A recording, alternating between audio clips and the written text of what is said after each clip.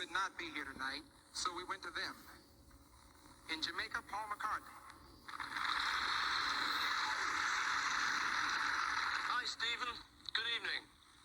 All the best on this award thing you're getting tonight. I want to tell you really deserve it. This is Paul McCartney speaking, by the way. Remember him? Remember him? Remember him? Anyway, listen, I just want to tell you that it's really great you're getting this thing, and I'm very happy for you. I hope you have a really great evening, and all the best from me. I'm on holiday in Jamaica, by the way. It's all right for some people, isn't it? Anyway, have a great time this evening, and lots of luck from all of us. So, I think I need to introduce this person because most of you probably don't know this person. His name's William Frederick Shepard, or this for short. WFS.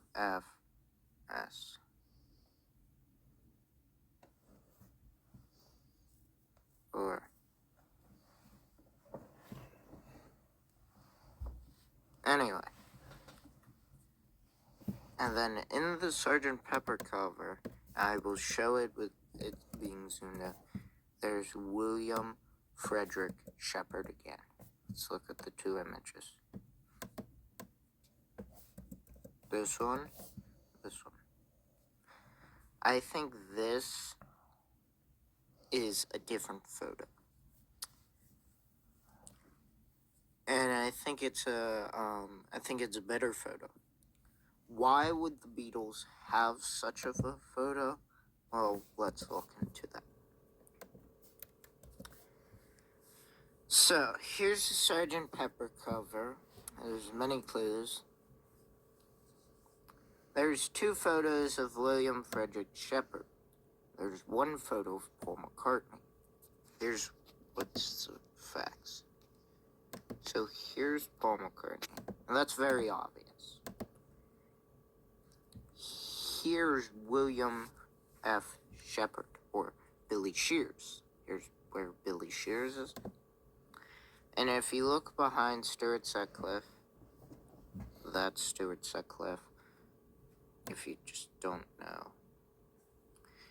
Stuart Sutcliffe, and this is why, it's not really important, it's just me trying to navigate you towards where he is.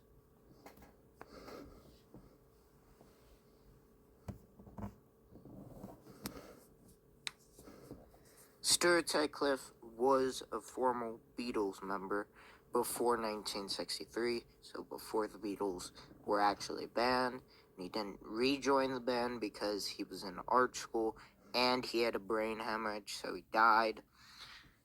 Anyway, behind him is William Frederick Shepard. I can't really zoom in that much to the cover, but we can look at that one section just by cropping it.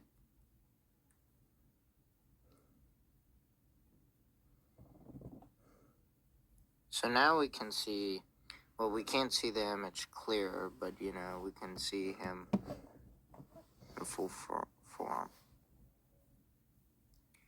And I believe, and I've Seen a Face, the song, it's referring to I've Seen a Face, and that face is William Frederick Shepard. That face is Billy Shears. This is Billy Shears after plastic surgery. This is Paul McCartney.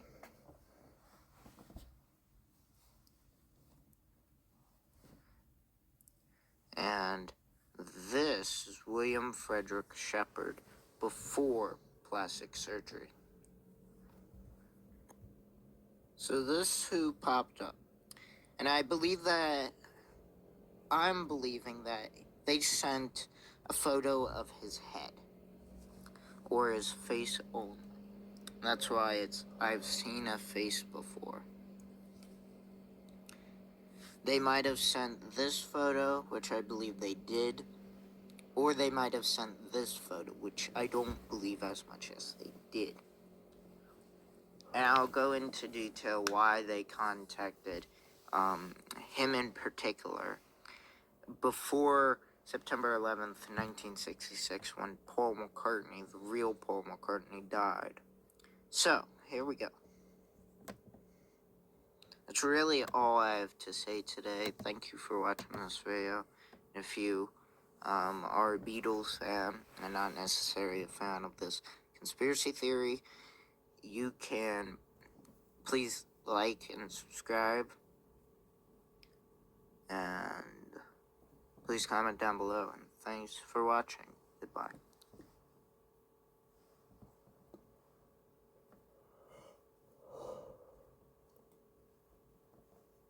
Superman's Clark Kent disguised with the glasses would have 100% worked, and I'm gonna prove it to you. You know how Superman disguises himself as Clark Kent just by wearing a pair of glasses? 12 years ago, there was a famous viral video that asked you to count the number of times a pair of basketballs were passed between a group of friends. The answer was 15. Then came the twist. The video then asks whether you saw the gorilla. What? Rewind the video, and there he is. A man walks through the frame wearing a gorilla suit. Most people don't notice him because they're too focused on counting the basketball passes. This experiment shows that when you're focused on one thing, you selectively observe that one thing and nothing else. It all comes down to observer bias. That's the tendency for people to notice what they expect to see rather than what's actually there. What does all of this have to do with Superman? Most people aren't expecting to see Superman as a nerdy, soft-spoken, slouching, glasses-wearing reporter at the Daily Planet. So they don't see Clark Kent as Superman. And you don't have to take my word for it either. Superman actor Henry Cavill once hung out in broad daylight in Times Square while wearing a Superman shirt next to a giant billboard of his face, and no one noticed him. That is why I'm convinced that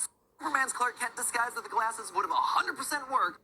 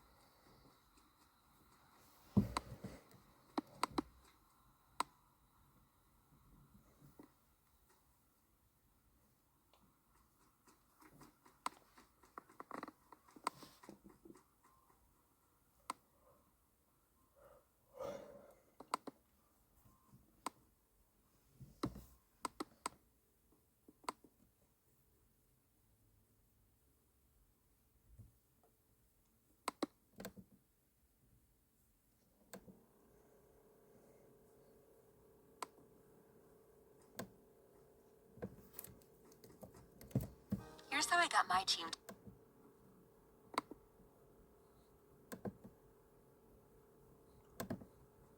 Hey, Adam. I like that.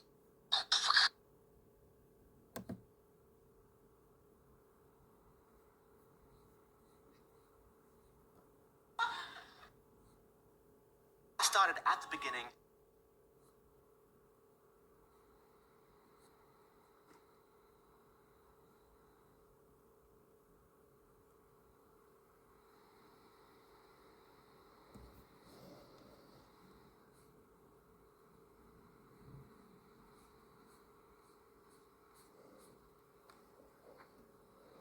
It was a marvelous holiday, just walking around. My abiding memory is of me, John, and Paul lying under the Eiffel Tower.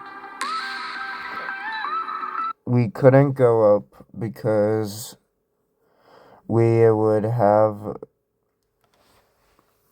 been recognized, and we were masters of the art of avoiding people.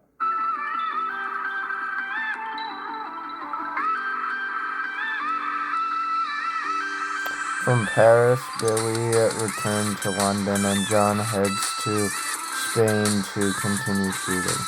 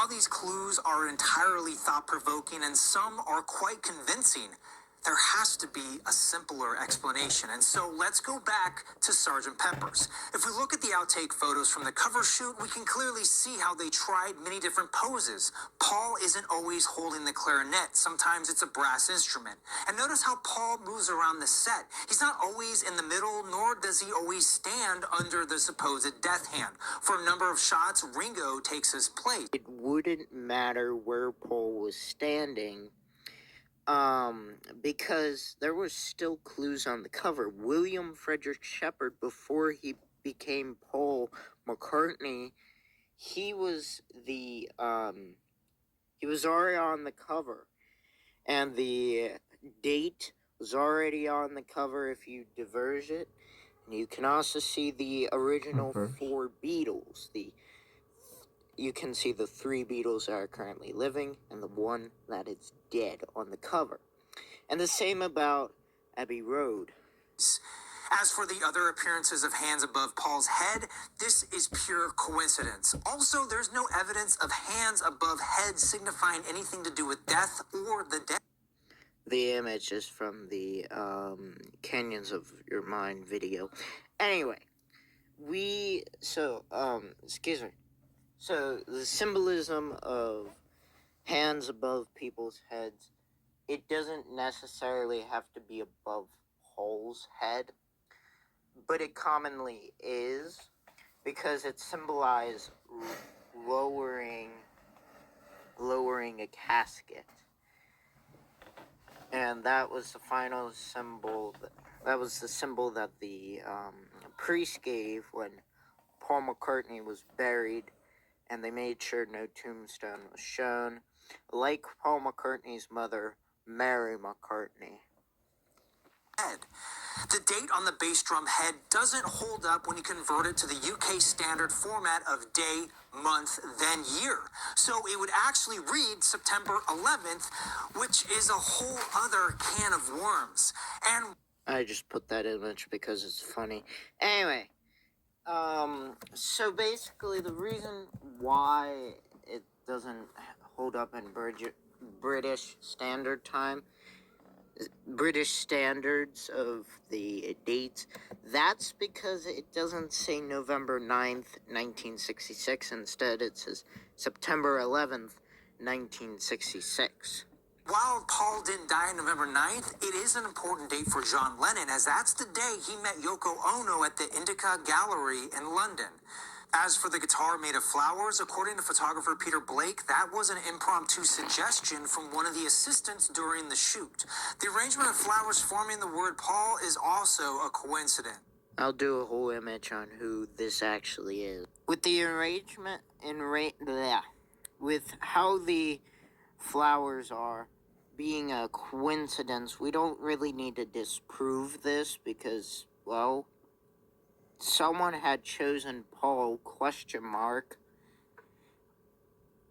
questioning if that was really Paul, because they weren't sure, and they kept asking, but no one would give the right answer or the correct answer, or any answer for that matter. And for Paul's OPD patch, when we look at alternate gatefold photos, we can clearly see that the patch actually stands for Ontario Provincial Police, or OPP.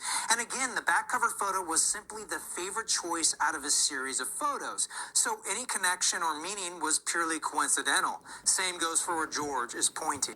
While it does say OPP, I would argue that he purposely made it look like it said officially pronounced dead, or OPD. Moving to the music, the simplest explanation for the Beatles singing Billy Shears is that it's a rhyme for years, as Paul told Rolling Stone magazine in 1974. As for A Day in a Life, this can be disproven by multiple things, and I'll provide those multiple things now.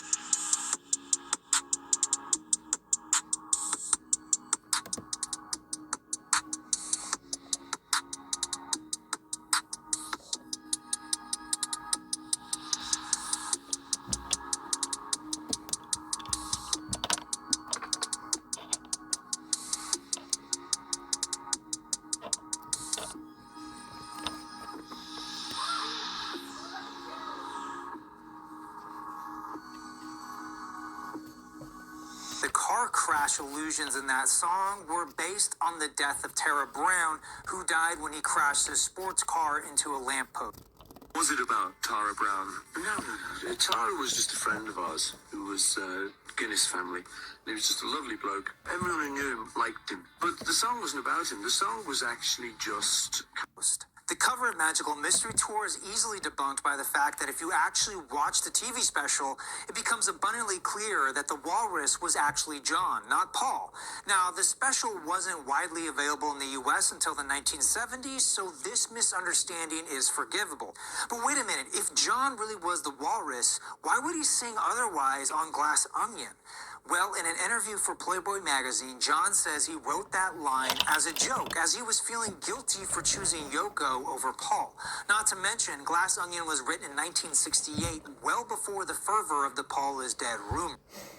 John was basically saying that he was dead since he was doing the crucifixion pose. He did this because Brian Epstein described the look of Paul McCartney to John Lennon and George Harrison and Ringo Starr as looking like a walrus. That's why they chose the walrus look.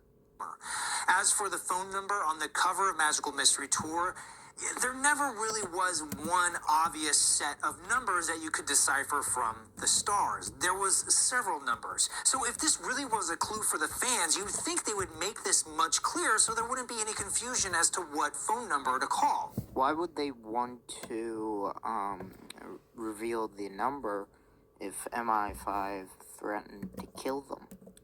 Why? Turning to page 3 of the booklet, the message in front of him should actually read, I, you, was. Bad English for sure, but not so much a death clue. Paul without his shoes on isn't a symbol of death, but more a reflection of his personal choice. Who knows, maybe his feet get really hot all the time. I don't know. As for the shoes having blood stains, isn't it far more likely that it's a reflection of the red bass drum that they're next to? As for them being above page 13, a lucky coincidence. So, another coincidence. That's what I'm talking about. But what about that black flower Paul is wearing? Well, he said in his Life magazine interview that they ran out of red flowers. Now, this doesn't really explain away all doubt, as he can be clearly seen dancing with a bouquet of red flowers in the special. He already disproved it. Now, the section of King Lear heard on I Am the Walrus was recorded on the fly. Pure coincidence. They literally turned on the radio while they were mixing that song, and it just so happened to capture that scene. The backwards section is really up to... They could have just done another take or not turn on the radio, and that wouldn't have happened. But they chose to turn on the radio and keep that take as the final take. Interpretation, and it says more about the power of suggestion than actually saying Paul is dead. But what about John saying I buried Paul at the end of Strawberry Fields Forever? Well, if you listen to an alternate take on the Beatles anthology 2, you can clearly hear him say cranberry sauce. He purposely made cranberry sauce sound like I buried Paul. Moving on to the White Album, the photo of Billy Shears is more likely just McCartney wearing glasses. Maybe it's even a passport photo. The backwards message at the end of I'm So Tired doesn't say... Notice how they look nothing alike. It's Billy Shears, not Paul McCartney. Paul is dead, man, miss him, but it's actually forwards with John saying, Monsieur, Monsieur, how about another one? Beatles biographer, historian, and authority Mark Lewinson confirmed this when he listened to the master tapes. If you look at any language, it sounds like another. It sounds like a word from your own language. So a French word like my bell, which is a French words type of thing, French dialect, it could sound like the English words my and bell. So that kind of So basically, I'm saying that you could hear I buried Paul, even if he said certain, I think it's reverse, actually. I'm not fully sure if it's backwards or forwards. However, I can't explain away the eerie coincidence of Turn Me On, Dead Man on Revolution 9. It is what it is. Moving on to Abbey Road, Fred LeBour admits to making up all the clues he listed in his 1969 newspaper article. As for Paul being barefoot, it was a hot day out and he kicked off his sandals to be more comfortable. Outtake photos confirm this, and they also dispel any significance with the way he's walking. They only took 6 photos for the cover, and the one with Paul at a step simply looked the best. Even in images that aren't necessarily with him out of step, shows that he's without shoes, showing that he is without shoes because he is different in something, and that thing is death. All 3 of the living Beatles are walking in front and behind of him, but he's the only Beatle dead, so he's the only Beatle without shoes on. As for the Volkswagen, photographer Ian McMillan states that they tried to get it moved for the photo, but the owner couldn't be found. Since they were blocking traffic to take the photo, there wasn't enough time to get it towed, and so the car stayed. And by the way, the license plate actually reads 281F. But what about the first Paul is dead rumor back in 1960? So, they could have recorded the next day, or they could have, recorded, put it somewhere else, or just had done a different cover. They chose to do that cover. 7. Paul's Mini Cooper was involved in an accident, but he wasn't in the car. It was being driven by Robert Frazier's assistant while Paul was traveling in another car with Mick Jagger. As for the accident that supposedly killed Paul on November 9th, 1966, there's no evidence of one occurring, and it's well documented that Paul was on vacation during this time. Paul did crash his moped in December of 65, but he only suffered a chipped tooth and a scar on his upper lip, which ultimately led to him wanting to grow a mustache to hide the scar. It was once on the news. Once on the news, it was precisely 6:50 in there's a report that Beatle Paul McCartney has died. As for Capitol Records being behind the stunt, they deny any involvement, claiming they had no publicity people that could come up with something so elaborate. And after 50 years, no one who worked for Capitol has ever come forward to say otherwise. Guilty of butchering Beatles albums, oh yes. Butchering Paul, not so much. So, in Ringo Starr's album with the other Beatles, John Lennon, Paul McCartney, or Billy Shears, and George Harrison, John Lennon wrote the song "I'm the Greatest," and he wrote one for Ringo Starr, and he wrote one for himself. And so here are some lyrics from that song, "I'm the Greatest." Now, you would think after Sgt. Pepper they'd retire the fictional character of Billy Shears. If he were fictional, they would probably retire him, because it really doesn't matter. It wouldn't matter.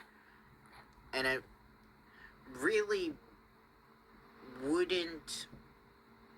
They really wouldn't need to make a point that Ringo Starr is Billy Shears, because they already did that in 1969 when they disproved the conspiracy theory, and in the following years after that.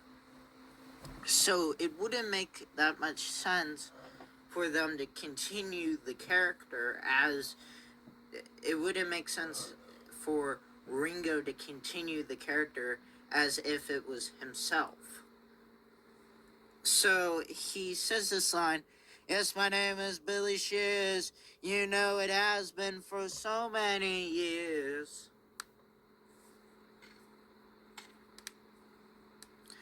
Now I'm only 32, and all I wanna do is boogaloo.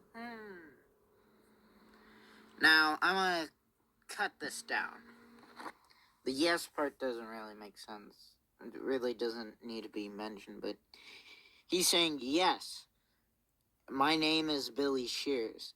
But instead, he's taking the identity from the real William Frederick Shepard, or Billy Shears.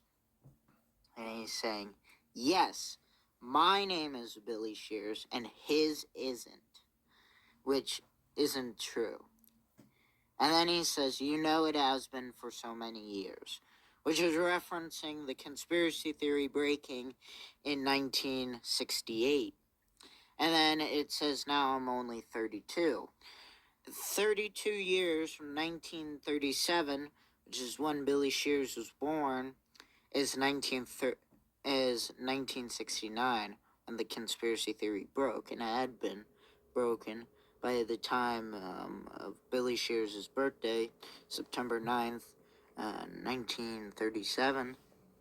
And then I'm gonna go to the other song for, and all I want to do is Boogaloo. Ringo Starr and Billy Shears himself are both male, so they'd use he. Now let me introduce to you the one and only Billy Shears. So he's introducing Paul McCartney. He's introducing the real Paul, the new Paul, the foal. Aw, she's only 32. It's referencing to him saying, now I'm only 32. And then it goes on with him saying, and all she wants to do is boogaloo. She is a replacement for he or I. And this would commonly happen with Beatles songs, with them stating that she is the he. And one of those songs is She's Leaving Home, which is referencing to Paul McCartney, the real Paul McCartney, leaving the studio after having a disagreement on When I'm 64 with Brian Epstein.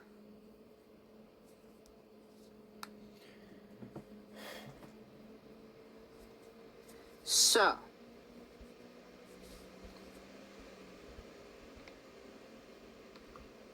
that's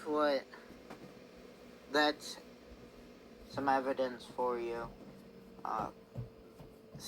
Just from song lyrics. I'll probably do more like this.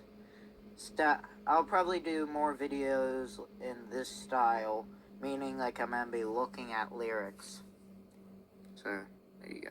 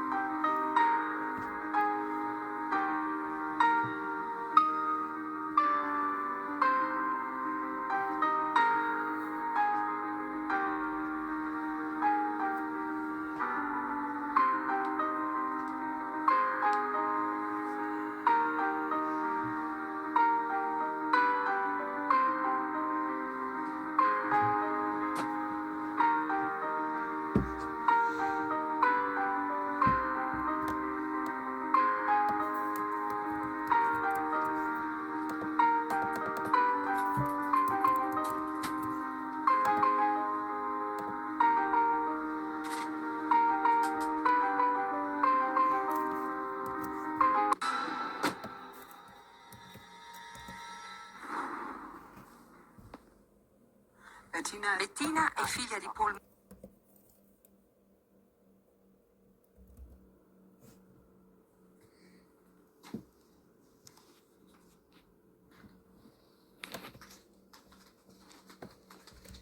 Paul, could I have your age, height, and when's the record gonna be, please?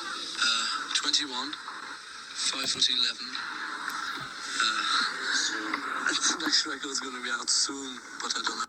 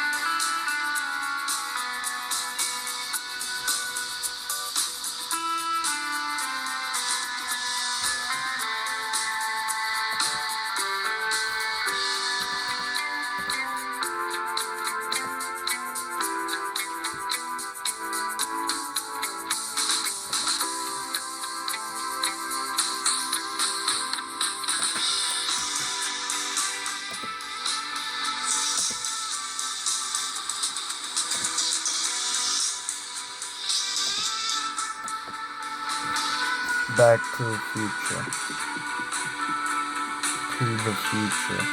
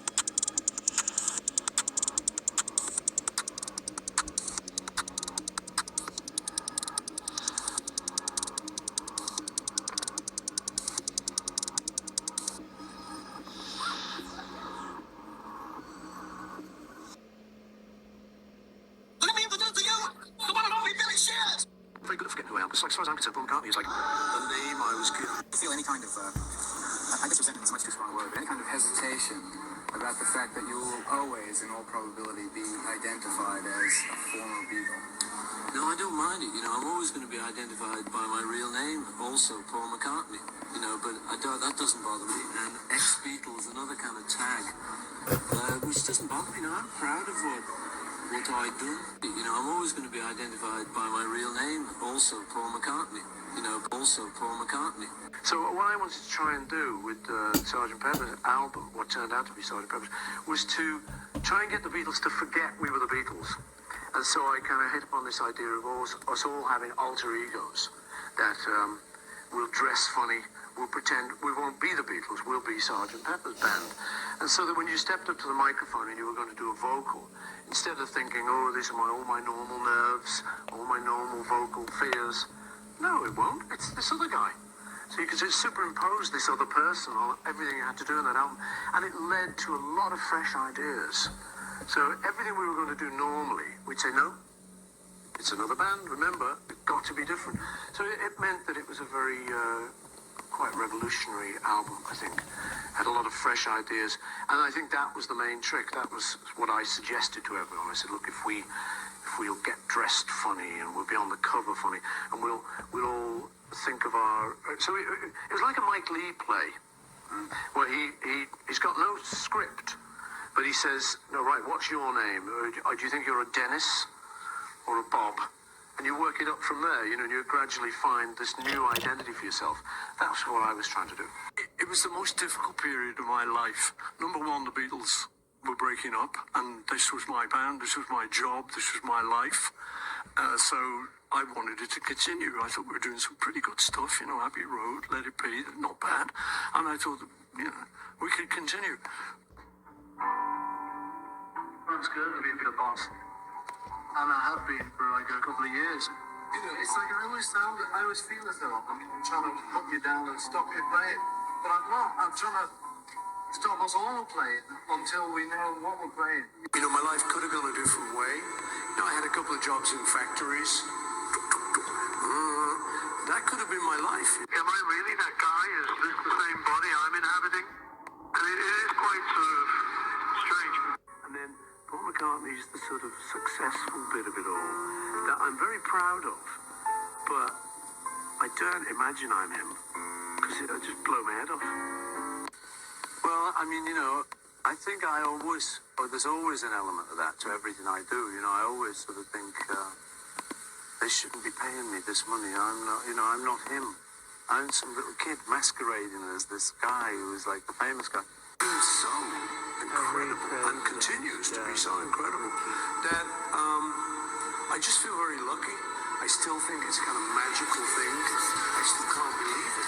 There are two Paul McCartneys. There are two Paul McCartneys. There are two Paul McCartneys.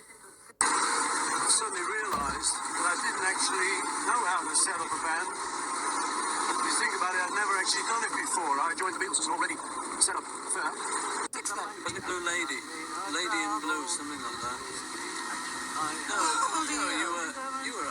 myself at 30.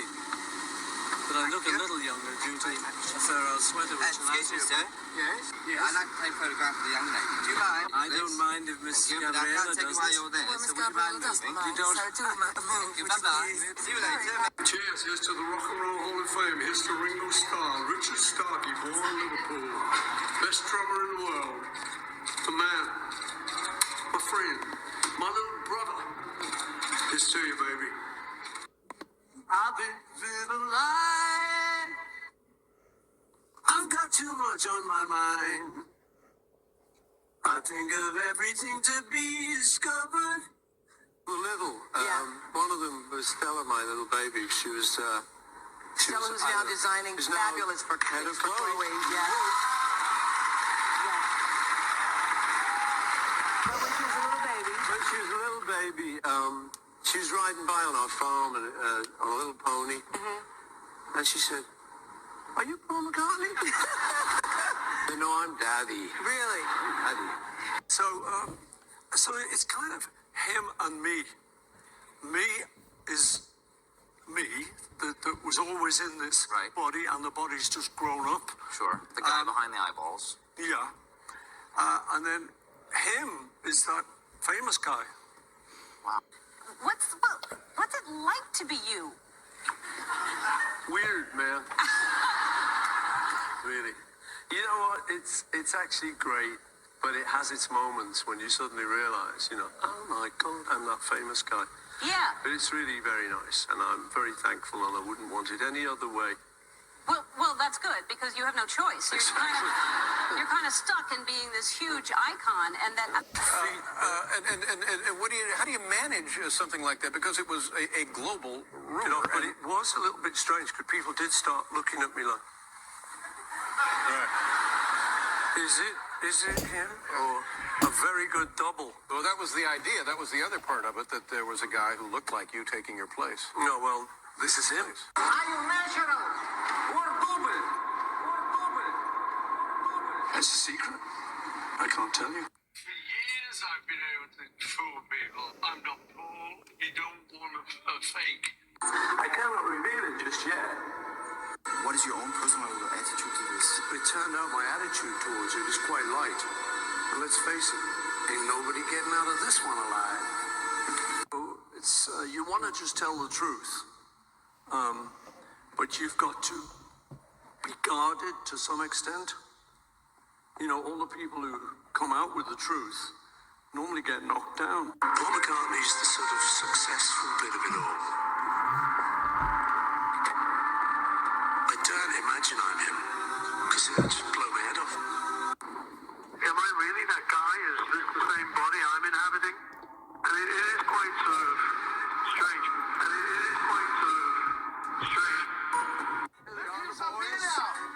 He's having his haircut. He's having his haircut. I got to leave the boys. He's having his haircut. Been lucky just fallen into the Beatles. They asked me to join. So that was there. I'd never had to form a group. No, I didn't get the Beatles together at all. That was already formed. It's a huge rumour. At one point, a conspiracy theory, if you like, that Paul McCartney was dead and that you are not Paul McCartney, you're an imposter pretending to be Paul McCartney. The internet are very passionate about this, and there's been clues, like, is it Sergeant Pepper, you play it backwards? Everyone was stimulated with way too many stimulants. Right. So it was a pretty crazy time. This is true, and there wasn't really any way you could stop it. For years I've been able to fool people. I'm not Paul. You don't want a fake. Let me introduce to you the one and only Billy Shears. 73, that as Billy and the Pepper Pots, he covered one Beatles song on each side of an album, which were followed mainly by his own songs. And a friend called Jimmy Fraser wrote 2 songs, one for each side. The album was called Mersey Mania and was released on Allegro Records and Hurrah Records. Pickwick Records was an American record label and British record distributor, known for its budget album releases and sound-alike recordings and bargain bin reissues. I remember you could buy these cheapo records at Woolworths when I was a kid. Not that I'd be seen dead with one under my arm. Memoir says its central character shortened the name Billy and the Pepper Pots to the Beats, for the Merseysound version of the same record. Billy and the Pepper Pots then made a sequel titled Beat, More Mersey Mania, which followed the same format.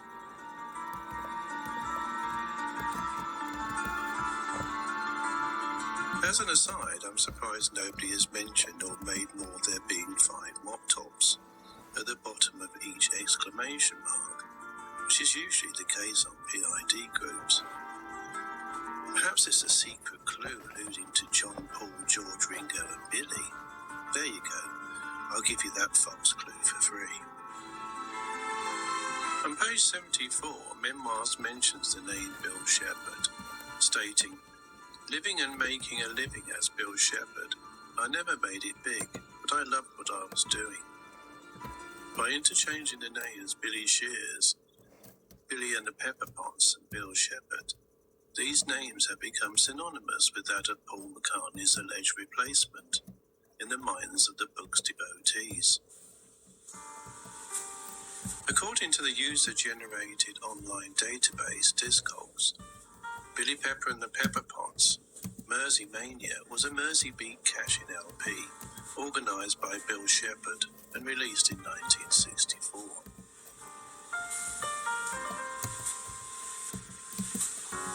Coincidentally, Phil Ackrell, the other person who Memoirs claims to have been Paul McCartney's replacement, left Denny and the Diplomats at the end of 1964, when the remaining members of the band disbanded, with Phil pursuing a career as an accountant. At the same time, Viv Stanshall, the third person who Memoirs claims to be Paul McCartney's replacement, had been playing with the Bonzo Dog Doodah Band for 2 years, the Bonzos having formed in 1962. By the way, Bill Shepherd, who recorded those cash-in Billy and the Pepper Potts albums, was born in 1927 and would have been 40 years old in 1967. He's looking pretty good for a 40-year-old if he was Paul McCartney's replacement in 1967, as seen here. How the 5'8" tall Bill Shepherd, according to his son Gary Shepherd, with a round face became the taller, thinner-faced Phil Ackrell, Memoirs doesn't explain. Nor does it explain the mechanics of how Phil Ackrell became Viv Stanshall, assuming we are to believe they are all the same person and all Paul McCartney's replacement. But it is claimed that Billy became a Paul McCartney lookalike following alleged surgery in Kenya in November 1966. And Billy continued to play the role of Viv Stanshall up until Linda McCartney was diagnosed with cancer in 1995. Phew, it's a lot to process. I should hasten to add that this is according to what readers of the Memoirs of Billy Shears tell me. But why Viv Stanshall looked exactly the same before and after that alleged November 1966 surgery, no one has successfully explained to my satisfaction, other than proclaiming it was all down to the use of latex. But I can see how you can make a thin face appear fatter using latex, but not a fat face thinner. Anyway, onwards and upwards. Let's take a proper look and go in search of the real Bill Shepherd, who created those Billy and the Pepper Potts cash-in records, as well as his other musical achievements.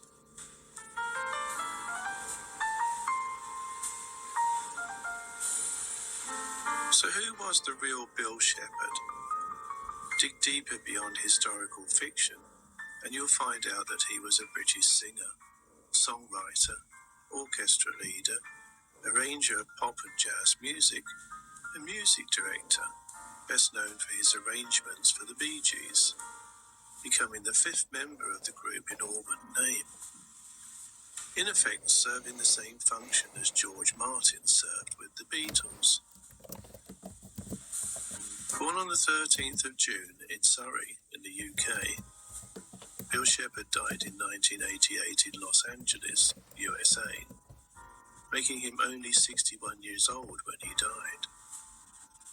After serving with the Royal Air Force, Shepherd worked as a journalist and decided to become a professional singer, first at Butlins English Resorts, and then as a member of the George Mitchell Singers.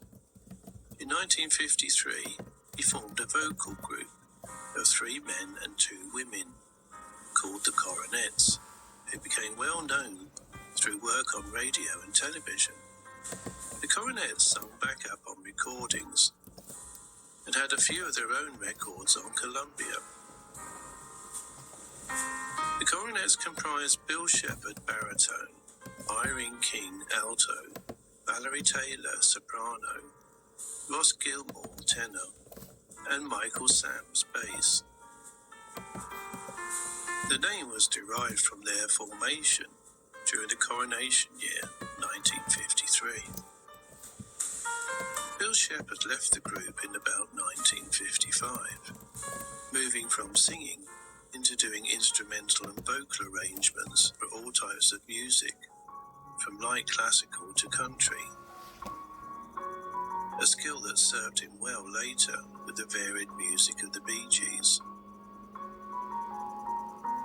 Another singer in the group, named Mike Samms, turned them into an institution known as the Mike Samms Singers, who often appeared on radio and TV in the 1950s and recorded a large share of the backing vocals on British pop records through the 1970s. They even sang on the Beatles' I Am the Walrus in 1967. I have to say I absolutely detested the Mike Samms Singers. Especially as a teenager, I associated them with Sunday evening TV and having to go back to school the next day. Bill's first album as session leader was Shepherd and His Flock Swing on the Pie Nixer label in 1958. Besides the obvious pun, the title is a play on the jazz instrumental Swinging Shepherd Blues that was a pop hit that year. He signed with Pie, and a Bill Shepherd Orchestra instrumental single came out in 1958, titled Big Guitar, which scored a #1 hit in France. His B-side featured a version of Tequila, a US #1 that year, by the Champs. Bill continued to arrange and conduct for other artists, and for radio and television. Hit songs bearing the credit accompaniment directed by Bill Shepherd included Love Me Again and Devotion by Petula Clark with Bill's orchestra in 1958, Trudy by Joe Henderson, a piano instrumental with Bill's chorus also in 1958, The Story of My Life by Gary Miller with Bill's orchestra and chorus built under the name of Kim Drake in 1958 and produced by Joe Meek, and I've Waited So Long by Anthony Newley with Bill's orchestra in 1959, the UK #3. These are just a few sample credits. The Pie contract seems to have ended in 1962, but Bill continued to arrange for other artists' recordings and for radio and television. Around this time, he had his own radio program on BBC called Evergreen, for which he wrote the theme music. As you can see, Bill Shepherd was busy making music with various orchestra names in the late 1950s.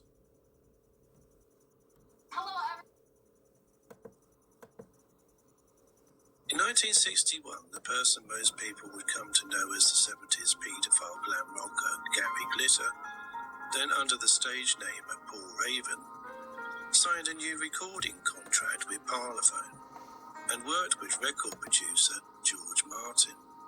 This is before Martin's association with the Beatles. Martin produced 2 singles for Paul Raven, Walk On Boy and Terror of Strength, but neither sold very well. And Gary Glitter's recording career as Paul Raven stalled. Under the stage name Gary Glitter, his career ended after he was convicted of downloading child pornography in 1999. And under his real name of Paul Francis Gadd, he was also convicted of child sexual abuses in 2006, and a series of sexual offences included attempted rape in 2015. Bill Shepherd is credited with directing the accompaniment of both the A-sides and B-sides of these 2 failed singles.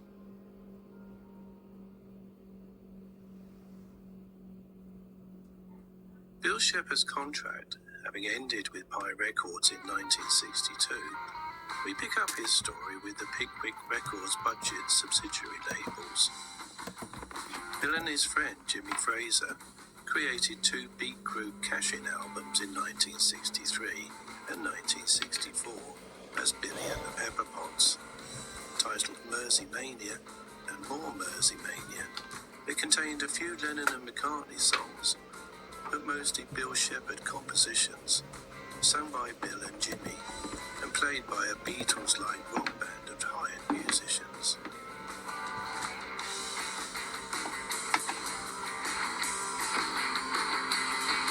Roger Easterby wrote the liner notes for both Billy and the Pepper Pots albums, and went on to produce records with Des Champs for some dreadful groups, the better ones being Sounds Incorporated, Vanity Fair, Chicory Tip, and The Sweet being the best known in the UK. A version of the song Son of My Father found its way to studio manager Roger Easterby, who then persuaded the British band Chicory Tip to record it.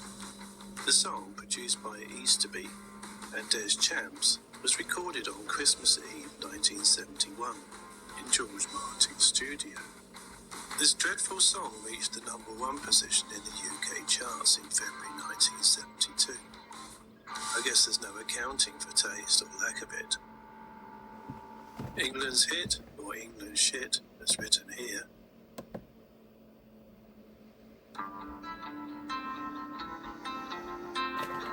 For completion, I should include Bill Shepherd's friend Jimmy Fraser, who wrote two songs that appeared on the Billy and the Pepper Pots album. Jimmy Fraser, real name Fraser Potts, started out in the Fraser Hayes 4. Hayes originally studied art, and Jimmy Fraser engineering. They each dropped their original careers to become dance band guitarists. They then formed a close harmony vocal group originally called the Fraser Hayes Quartet, and then the Fraser Hayes 4 in the late 1940s. They disbanded in 1953 and reformed in 1956. The group split for good in late 1969. They are best known for providing musical interludes on the BBC radio programmes Beyond Our Ken and Round the Horn. Given that Jimmy Fraser's real name was Fraser Potts, it's not too difficult to imagine that the name Billy and the Pepper Pots came from a mixture of the names Bill Shepherd and Fraser Potts.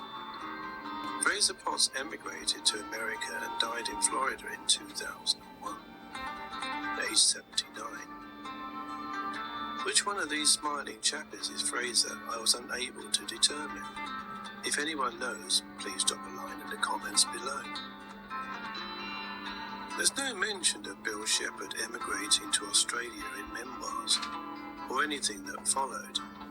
I think it would be interesting if someone did a Dr. Truby-type spectrograph voice analysis of Bill Shepherd's singing voice on Billy and the Pepper Pots, and compared it with, say, the voice on Let It Be. Possibly Bill's last album before emigrating was Bill Shepherd Plays Evergreens, released on Parlophone around June 1964. He wrote in the sleeve notes that my main ambition is to compose, especially modern pops, and do a lot more lyric writing, but adds that with the new big band, the current radio, TV and session work, there isn't a great deal of free time. But for some reason, less than a year later, he was on the other side of the world recording songs for 3 teenage boys, namely the Bee Gees.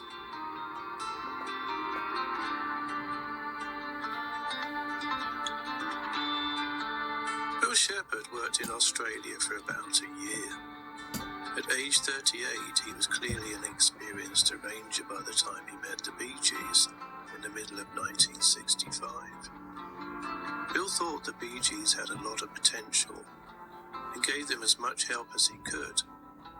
The story is that record label Festival was close to dropping the group, and that Bill recorded a pair of songs and then talked Festival into releasing a single since it had already been recorded. The arrangement of Wine, Women and Song was designed to showcase all three brothers. 1965 was the turning point for the Bee Gees. Their singles had not sold well, and the future looked bad for them as a recording act. They were saved by a new producer, Bill Shepherd. Bill perceived that Barry's songwriting, the brothers' harmonies, and their growing abilities as instrumentalists all could fit perfectly in with the current Beatles-dominated pop music world. With his encouragement, they finally got a top 20 single and an album. It was at this point that they recorded their first Australian hit, Spicks and Specks, which was released in September of 1966. However, the family had already decided to move back to England in hopes of further advancing the Bee Gees' career. By the time the Gibb brothers realised Spicks and Specks was a hit, they were already sailing back to the UK. Only a few weeks after arriving in England, the family received a fateful phone call from Robert Stigwood, the partner of famed Beatles manager Brian Epstein. Stigwood had heard the tapes the Gibbs had sent and was wowed by their songwriting and singing. He tracked them down, phoned their house, and requested a meeting. In 1967, at the request of the Beatles manager, Robert Stigwood merged his agency with Epstein's company, NEMS. Within weeks of joining NEMS, he started managing the Bee Gees, and within months their first international single, New York Mining Disaster 1941, which was taken from their first album recorded in England, became a major British and US hit, reaching the top 20 in both markets. In 1980, the Bee Gees sued Stigwood, claiming he was holding back on their royalties. But the two parties settled out of court and publicly reconciled. Although titled Bee Gees First, the first Bee Gees album to be recorded in England was in fact their third studio album. Recorded between the 7th of March and the 21st of April 1967, Bee Gees First was released in the UK on the Polydor label on the 14th of July 1967.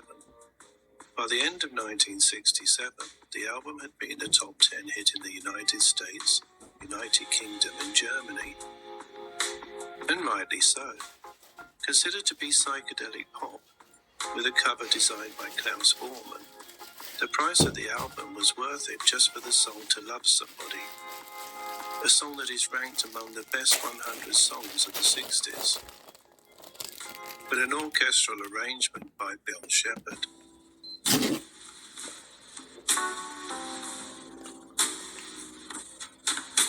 Compelled by the rumour-mongering on Internet Paul is Dead forums, Gary Shepherd posted on several of them in an attempt to set the record straight about his late father, Bill Shepherd, stating that his father indeed was the main writer for the Billy and the Pepperpots Jokey Cash-In album during the Beatlemania craze,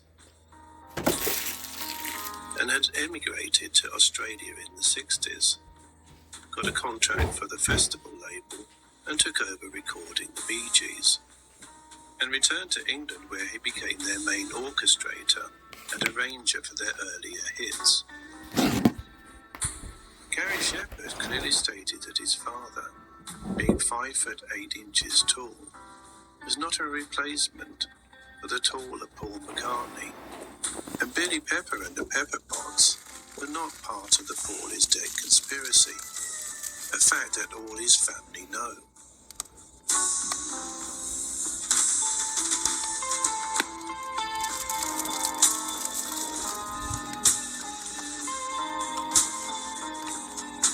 Now, as critical thinkers, we have a choice. Do we believe what Gary Shepherd is saying and all the verifiable facts associated with his father's career in the music industry, as presented in this video? Or ignore all of that and put our faith in the claims made about Bill Shepherd in the memoirs of Billy Shears?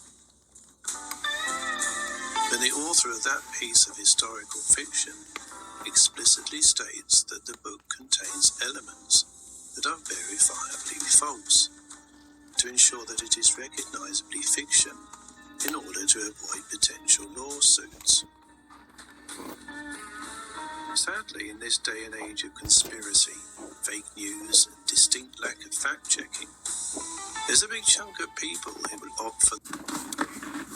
This video is sponsored by Ground News. No, I'm just kidding. So, if you're watching this video, now we will resume it.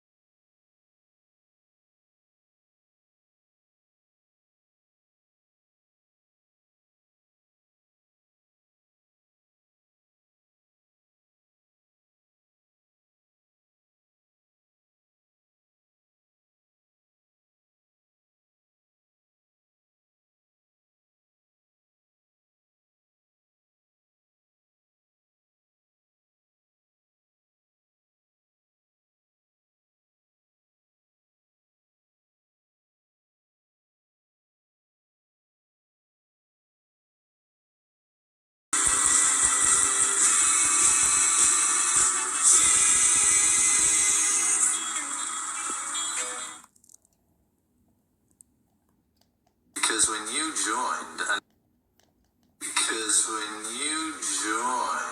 and you were like the new fella, nobody, and I thought, well, if I hang out with you, then they'll all be like, you know, so I thought it'd be good to...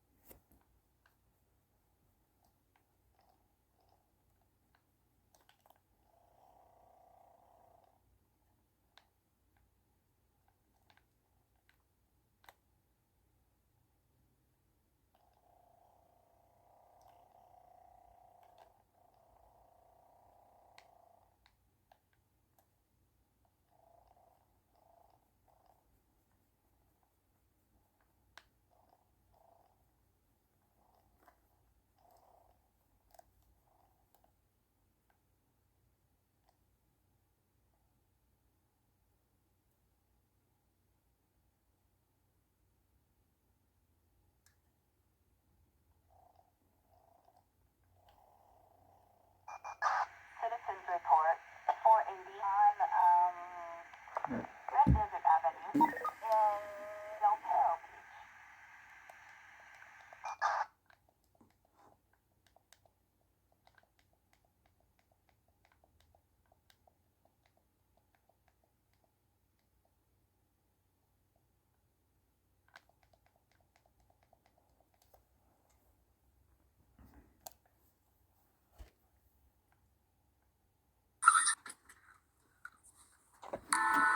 I was at the engagement party for Jane Asher and Paul McCartney. So here's the party, all right, and the rock and rollers are there, and yet Paul McCartney, looking a little bit different under the eyes, he looks a little gaunt, and I'm there, and I'm looking, and I'm saying, why aren't they together? He's over there with this girl with a camera. Oh, well, that's Linda Eastman. She was on the tour with him. That's his girlfriend. What do you mean girlfriend? He's supposed to be engaged to Jane. No, that's not the same McCartney. It's not the same guy. McCartney situation is real. They replaced him with somebody special and did some plastic surgery. Calipers on the bridge of the nose will show that there were not one but two. Really telling us that the original Paul McCartney was not the later Paul McCartney, that there really was a double. It really is. It's more like it. Come on! He's the best Paul McCartney we've had. Refined, cleaned. How you doing? Fine. How you doing, baby? Good to see you. Fine. Good to see you. Good to see you. Thanks. How you doing, baby? Good to see you. Fine. Good to see you.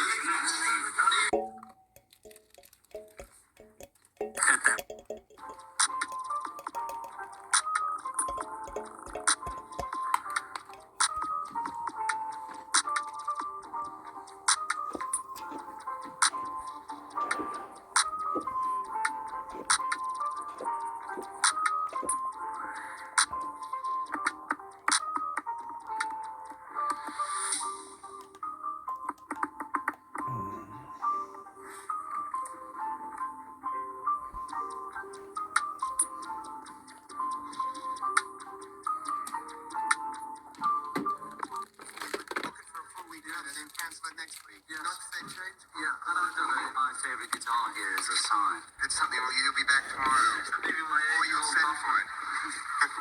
Look, what greater faith could man have than to leave his list? Flavors in black. If I needed. Tripper. I mean, that's how flexible we can get. I feel fine yesterday. I want to be nowhere man. Paperback long tall. What's it from? That's from the old shows.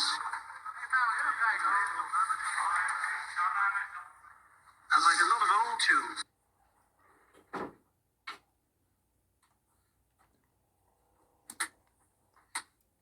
Book it for a full week and then cancel it next week. Yes. Not to say change. My favorite guitar here is a sign. It's something. Well, you'll be back tomorrow. Maybe my Or you'll send for it. Look, what greater faith could man have than to leave his list? Flavors in black. If I needed. Tripper. I mean, that's how flexible we can get. I feel fine yesterday. I want to be nowhere man. Paperback long tall. What's it from? That's from the old shows. And like a lot of old.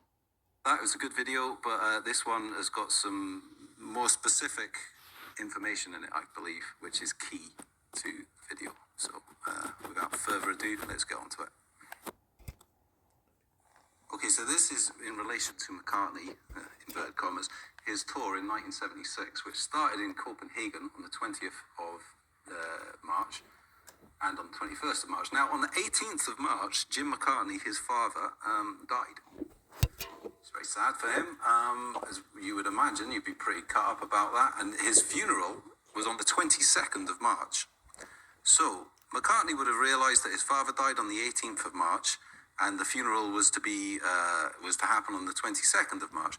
Now, the presenter coming up now, this is the Danish character who presents this. Now, I've got a direct translation of what he says, so I'm just going to read that out. Good evening. Last Saturday and Sunday, Denmark was visited by the former Beatle Paul McCartney, who together with his group, Wings, gave 2 sold-out concerts in Copenhagen. We were allowed to do an interview after the concert on Saturday night. Basically what he says. So, essentially, this was the first night. This was on the 20th of March, 1976. So this is less than 48 hours from the news of his father's death. The funeral was to occur on the 22nd. So now you can probably fairly say, well, the show must go on. He's a pro, all this kind of stuff. I mean, maybe, but why is he allowing camera crews to come backstage? Like, okay, if you go by the assumption that he's just being stoic and he's plowing ahead and he's just Jim was a musician, he'd want the show to go on, all this kind of stuff. If you're gonna believe that, I'll just say, like, look at the energy in the room here. Do you think this man's father has just died, like, within 48 hours, and he can't attend the funeral due to the fact that he's on tour? Because, I mean, allegedly, Paul McCartney had a good relationship with his father. He was his only parent. So this is his previous, his mother died when he was young. So this is a man his only surviving parent has just died 48 hours ago, and he can't attend the funeral. So you'd be very conflicted, surely.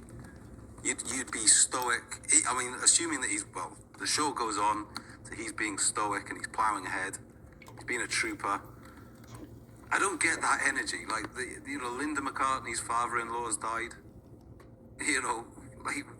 And they're allowing interviewers. So if it just go, okay, let's just get the show done, just get the show on, difficult time, get back to the hotel, whatever, phone up, family members.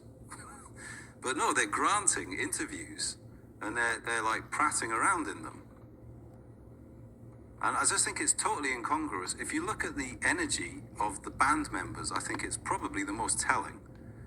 Because, like, if your boss's father died, you'd be kind of a bit solemn about it. You'd be kind of like patting him on the back, But they're all having drinks and they're all prattling around and sort of like humouring this kind of Danish interviewer. The tour's sold out. Like, they've sold both nights out, so they're not selling tickets here. Saturday night and Sunday night, sell-out tour. So, like, why are they granting interviews and, like, messing around and being wacky and zany and somewhat insufferable? It's just completely incongruous with the facts that this guy's father has died and he can't attend the funeral. And the video will go on and it will show you what they were doing on the day, I think it was the day before when they arrived on the 19th. So this is a day after his father's died.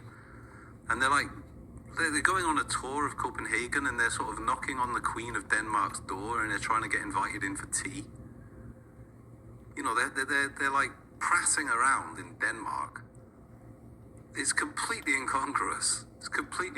So anyway, you watch the video. Make of it what you will.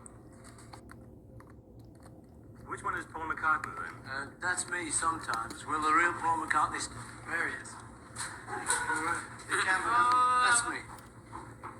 And the real Linda Eastman, sorry. Linda McCartney. Linda McCartney. I'm sorry. She got married 7 years ago, I took the big step. How do you know my name's Linda Eastman? Got me back in New York? Because that's a film you're using. Oh, God. Well, I'm Linda McCartney, so look out. I always thought it was cold in Copenhagen, blimey. It's actually, Your name's Edmund? My name is Edmund. Hello, Edmund. Hello, Copenhagen. Tivoli. How did you like the show tonight? It was How do you like the alright. audience? It was alright. Did you like it? Very much so, yes. Oh, well, we liked it. It was a good one. I've been told that you went to visit the Danish Queen today. Well, what happened? Well, you see, we were touring around and we went to see the Mermaid first. And then we went to see the Queen and we saw a car go in. So we rang the bell, and we heard she's only 34, so we thought... She might like to have us in for tea with Might her. like, a cup of tea, something, a bit of Danish bacon, So we rang on the door, and there was a man there. He said, no. And we said, but, we'd like to see the Queen. He said, no. And he was closing the door. He said, well, tell her the McCartney's called. Anyway. No. Just like that. So he we're said, hoping to see her tomorrow. let him in. I'm going to try tomorrow Yeah, I hope she's coming tomorrow.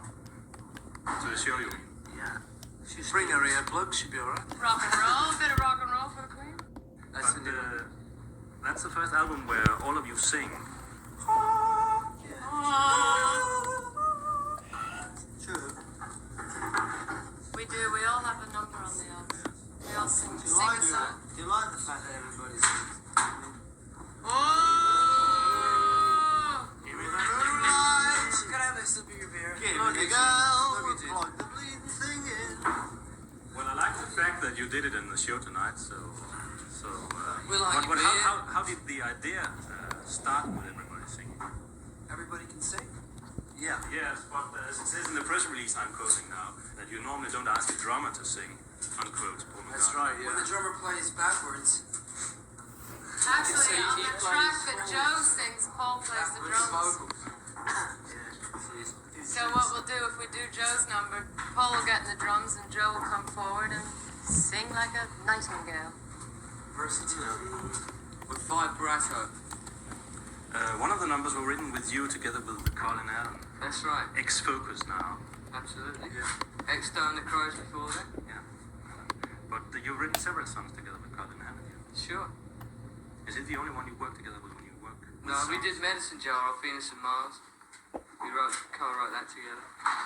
We co-wrote this one, Why No Junker. But he said, is he the only one you work with? Oh, absolutely. What about you, Danny?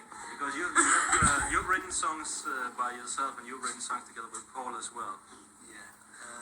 One of the songs on the album is Paul's Jump Singing, The Note You Never Wrote. One of them I wrote. I can't remember what that one's called. Time to Time to Hide. Hide, yeah. You know, I mean, it's a bit of everybody, really, when you get down to it. And Denny wrote Time to Hide. And the new album. Watch it. It's good Danish beer you're spilling. Oh, are you kidding? You gotta be kidding, surely. Special brew is good Danish beer, but this ain't. Do you mind? When we were in Australia, we were in a kitchen, and in the kitchen, it had salt, vinegar, sago, macaroni. You know how people have that all around the kitchen? And I just took the words off the wall. They were all there on the wall. And then there was a plaque that It's said not the as second. creative as you think, is it? So I'm not really that good. You see, I just take it off the wall. That's the way Victor Borge does his stuff, I'm told. But that's the one that you sing, Linda. Yes. May I ask, what's the song? What's the song about? It's, there's a line in it that says, no matter where I serve my guests, they seem to like my kitchen best. I'm the cook of the house. And she's a pretty good cook. Yeah, I like cooking, so it's really about... She's a good cook. I mean, the word women's lip props. Well, I don't think there's anything wrong with cooking, is there? We like to cook. I believe in men's lip. It's about time, men. Men's lib, men of the world. Rise up, unite. Come on, men. Who are these women? Come on, men. Let's do it. It's us. Look at them. That's fine with me. Let the men cook. It's all right, yes. Excuse me, won't you? I'm sorry for that outburst. That's it, women. Let the men cook. Let the men clean. Men's away from Nigeria. Because it's Nigeria. Bilbo, our percussion player. Wonderful. Wonderful Copenhagen. Hey, Copenhagen. Copenhagen. Tak. Danske. Bacon. And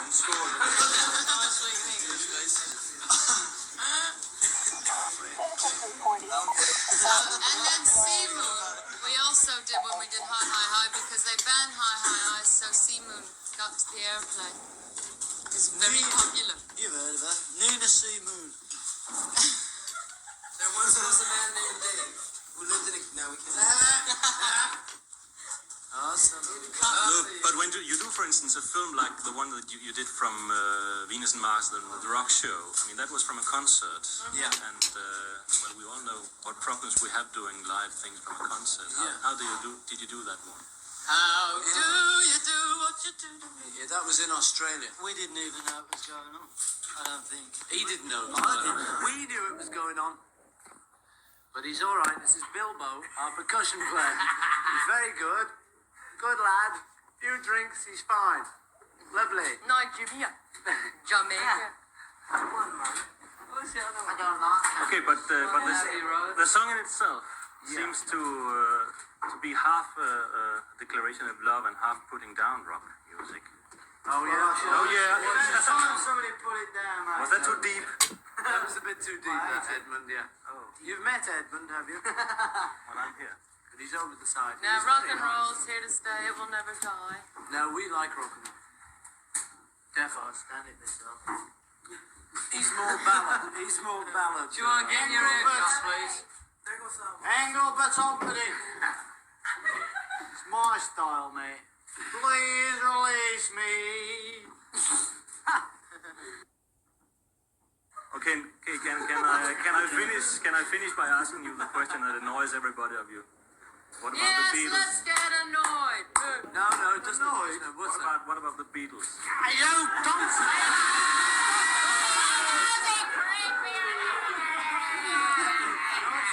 How do you spell that? Yeah. Double E? Volkswagen, you mean? No, how's it going, Paul? Ollies? What was the question again? I forgot. Well, how you felt about a certain rock group that was known in the late 60s, but began in the roaring rock days in the The late Roaring 50s. Twenties. How I feel about them? Great group. Love them. Great group. Would you like to do that stuff again? Well, you know, I mean, when a group's broken up, it's broken up, you know, so it's difficult to do it again, but it was very good. I enjoyed it. And Laura, you go? Well, how do the other of you feel about that? The other of you feel about that? Well, they wouldn't mind, I don't think. No, they wouldn't mind. He wouldn't let me do it. Bilbo wouldn't let me do it. The rest of them, fine. Put out the question. Bilbo's our hit man. This is on. Any broken legs?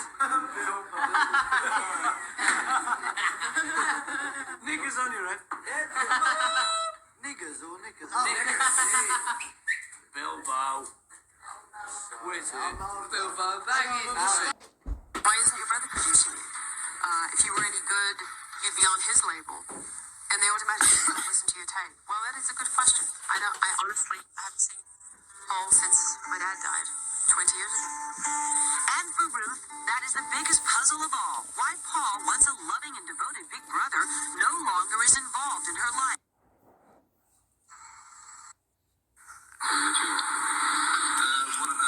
Surprised by the amount. It's really extraordinary. Front page of the magazine. It sort of started with that thing of here he is, an ex-Beatle, and 10 years later he's coming to play America. Which, funnily enough, I didn't even think about. You know, I didn't realise it was 10 years since I played with the Beatles, and I just kind of thought, he's coming on tour.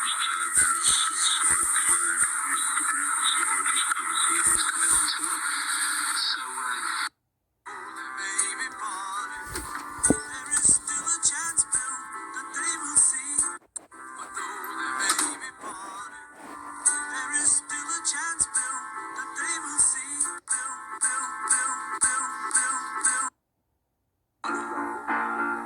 please believe me. Yes, sirree. I'll never do you no harm. Believe me when I tell you. Oh, yeah. I'll never do you no harm.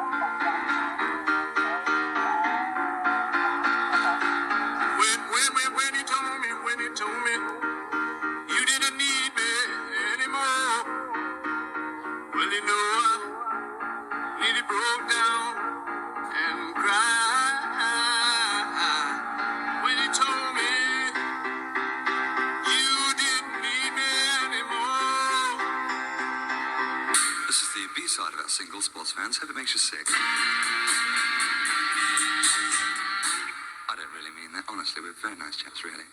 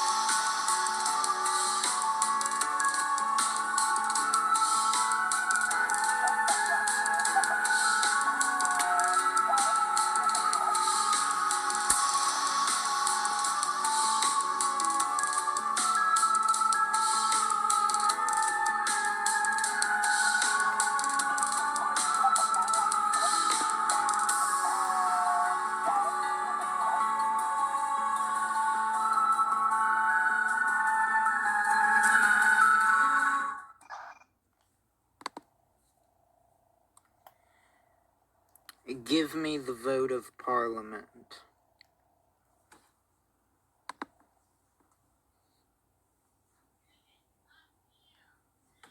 Here's how the vote in Parliament might unfold.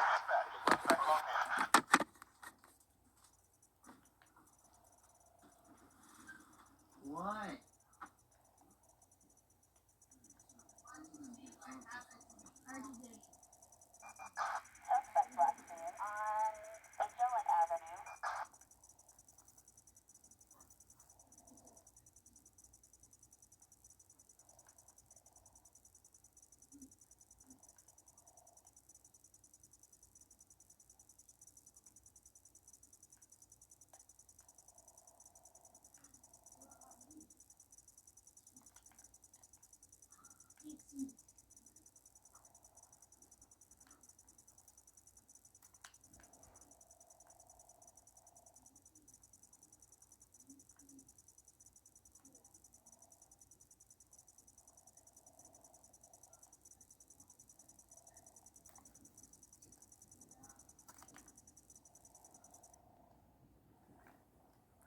Paul McCartney has created multiple identities over the lifetime of his own life. Both Billy and Paul have made their own respectable characters